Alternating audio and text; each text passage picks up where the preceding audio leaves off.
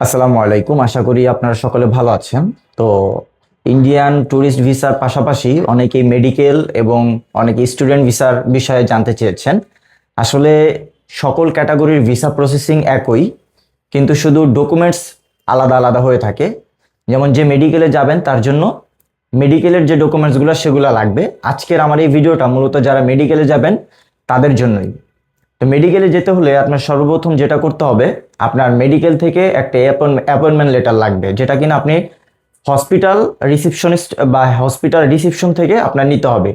পাশাপাশি যেটা লাগবে সেটা হলো একটি আয়ুষ আয়ুষ বলা যায়, অথবা যেটা বলে হসপিটাল ইনভাইটেশন লেটার। হ্যাঁ, এই দুইটা জিনিস দরকার হবে। তো এই দুইটা জিনিস আপনারা কিভাবে সংরক্ষণ করবেন, আপনি যে হসপিটালে আপনার যে ডক্টর দেখাবেন সেই হসপিটালের ইমেইলে আপনাকে একটা মেইল করতে হবে। দেন আপনার যে মেইল, সেই মেইলে আপনি সবকিছু বিস্তারিত লিখে দিবেন, এবং পাশাপাশি ওই হসপিটাল থেকেই ওই মেইলেই এটাও লিখে দিবেন যে আপনার যেন হসপিটাল থেকে একটা ইনভাইটেশন লেটার দেওয়া হয়, যে আপনি যেটাকে নাকি আমরা আয়ুষ বলে থাকি, যে আপনাকে যেন সেখানে যাওয়ার জন্য একটা ইনভাইটেশন লেটার দেওয়া হয়। তো চলুন কিভাবে আপনি আপনার ইনভাইটেশন লেটার এবং আপনার হসপিটাল অ্যাপয়েন্টমেন্ট লেটার এগুলো সংরক্ষণ করবেন, আর সেটা আমরা সরাসরি ভিডিওতে দেখি। দেখেন, প্রথমত আমি আপনাদের সামনে যে অ্যাপোলো হসপিটালের একটা মেইল এবং অ্যাড্রেস নিয়ে এখানে নোট করে রেখেছি। কারণ কারণ আমি এটা মেইলে নিয়ে যাব। হ্যাঁ, তো প্রথমত তাদের মেইলটা কপি করলাম। তারপর আমি আমার মেইলে যাব আর কি।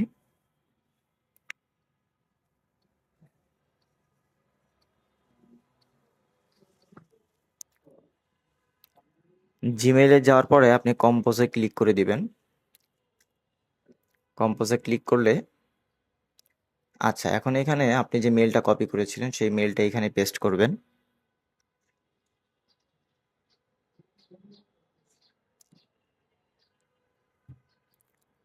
আচ্ছা, তারপর আপনার দেখেন আমার ওই নোটপ্যাডেই দেওয়া ছিল যে সাবজেক্ট কি।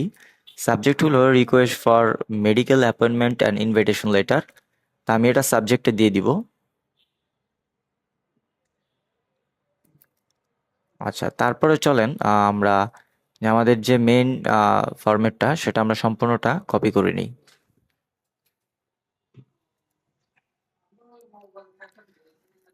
সম্পূর্ণটা এখানে আমরা পেস্ট করে দিলাম। তারপরে দেখেন দেওয়া আছে এখানে পেশেন্ট নেম। দেন আপনি একটা নাম দিয়ে দিলেন, যেমন আব্দুল্লাহ আমি লিখে দিলাম। তারপরে এই পাসপোর্ট অনুযায়ী এই লোকের পাসপোর্ট নাম্বার লিখে দিব। তারপরে দেখেন আপনার অ্যাটেন্ডেন্স নেম যেটা আছে সেটা অ্যাটেন্ডেন্স নেম লিখে দিবেন। আপনার অ্যাটেন্ডেন্সের যে পাসপোর্ট নাম্বার আছে সেটা লিখে দিবেন। তারপর হাই কমিশনের এখানে আপনি ঢাকা বাংলাদেশ বা বিজিডি ঢাকা লিখে দিতে পারেন। তারপরে দেখেন আপনার যেটা দেওয়া আছে date of arrival hospital tentative আর কি।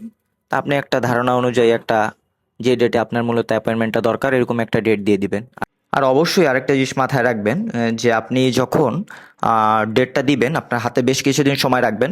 কারণ এই ডেট দেওয়ার পর আপনি ভিসা করবেন তারপরে যাবেন, তাই আপনি হাতে একটু সময় নিয়ে করবেন।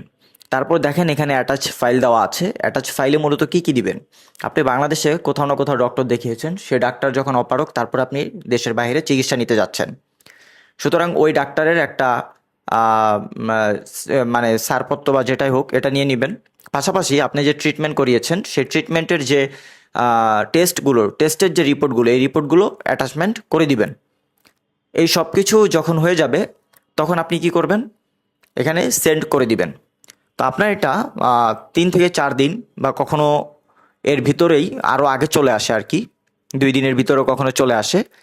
আর মূলত ওই যে আপনারা ভাবেন যে ভাই আমরা মানুষের থেকে নেই, তারা কিভাবে তাড়াতাড়ি দেয়, কারণ তাদের সাথে হসপিটালের রিসিপশনিস্টের একটা কন্ট্রাক্টের মতো থাকে আর কি। তারাও এই জন্য একটা ভালো অ্যামাউন্ট পায় এবং এই অ্যামাউন্টটা তারাও কিছু পায়। তো আপনি যদি টাকা ছাড়া করতে চান যে আপনি 3,000 5,000 বা 10,000 টাকা নষ্ট করবেন না, সেই ক্ষেত্রে কিন্তু আপনার এই ওয়েটা অবলম্বন করবেন।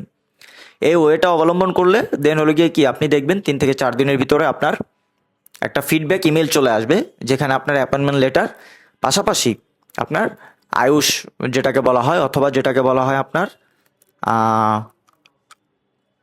ইনভাইটেশন লেটার, হ্যাঁ এইগুলো চলে আসবে আর কি। আচ্ছা, তারপরে আপনাদের সুবিধার্থে আমি যেটা করেছি, আমি অনেকগুলো হসপিটাল নেম, ডক্টর নেম এবং এগুলার ইমেল আমি আমার ডেসক্রিপশন বক্সে দিয়ে দিয়েছি। চলুন সেটাও আপনাদেরকে দেখিয়ে দিই। এই যে হসপিটাল লিস্ট দেওয়া আছে এখানে, দেখেন এইখানে অনেকগুলো হসপিটাল লিস্ট দেওয়া আছে এবং এটা শুধু একটা স্টেটেরই না, অনেকগুলো স্টেটের আছে। আপনার নিউ দিল্লি, কেরালা, দেন আরও যা আছে কলকাতা, তামিলনাড়ু, এখানে অনেক স্টেটের আর কি হসপিটাল লিস্ট, হসপিটাল মেইল এগুলো দেওয়া আছে। দেন সেখান থেকে আপনার সাথে যখন যোগাযোগ করা হবে, আপনি তখন যদি একটু ইংরেজি ভালো পারেন, আর এখন আসলে চ্যাট জিপিটি বা এআইয়ের যুগ, আপনি যদি একটু এআই বা চ্যাট জিপিটিতে ঘাটাঘাটি করেন, আপনি অনেক ইনফরমেশন কালেক্ট করতে পারবেন। তো আপনি যদি একটু ইনফরমেশন কালেক্ট করতে পারেন বা একটু সময় নষ্ট করতে পারেন, সেই ক্ষেত্রে কিন্তু দেখবেন যে আপনার যে মানে দালালের পিছনে যে 5 থেকে 10 হাজার টাকা, সেটা কিন্তু বেঁচে যাবে। সুতরাং আপনাকে এই জিনিসটা মাথায় রাখতে হবে যে আপনি নিজে থেকে চাইলেই কিন্তু হসপিটাল অ্যাপয়েন্টমেন্ট লেটার, পাশাপাশি ইনভাইটেশন লেটার এগুলো আনতে পারবেন। তো এই জন্য একটু আপনাকে কষ্ট করতে হবে।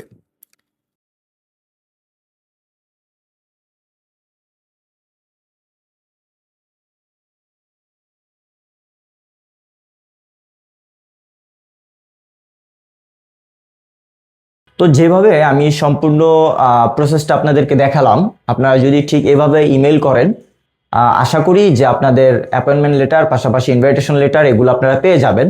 আমি আপনাদের সুবিধার্থে আমার ডেসক্রিপশন বক্সে আমি অনেকগুলো ডক্টর নেম বা হসপিটাল নেম এবং তাদের ইমেল দিয়ে রাখবো। তা আপনারা মানে সেখান থেকে এগুলো সংরক্ষণ করতে পারবেন। আর যদি কোনো সমস্যা ফেস করে থাকেন তাহলে অবশ্যই আমার ইউটিউবে বা আমার এই ভিডিওর নিচে কমেন্ট করবেন। আমি চেষ্টা করব আপনাদের সমস্যা সমাধান করে দেওয়ার জন্য। ভালো থাকবেন, আল্লাহ হাফেজ।